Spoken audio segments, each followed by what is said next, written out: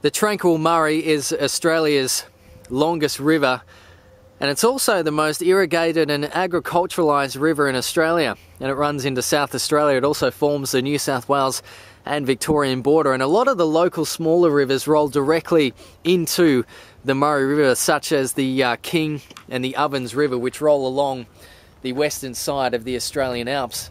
Now, it was just last week when we had 4 consecutive cold fronts roll through and delivered a huge amount of snow to the ski fields, which was great news, but also it produced a lot of rainfall in places like Albury, where we are now. We actually got 80 millimetres for the month of August, which is above average for Albury. And it also produced a lot of minor flooding through the region, not in the Murray, but also in the smaller river catchments around here. And there were places around Wangaratta where there was a lot of water over the roads and things like that. And that was just last week. And now we've got another major low pressure system tracking across, and it's going to dump a lot of rainfall over the next 48 hours. But the thing is, we're not going to get any snow this time.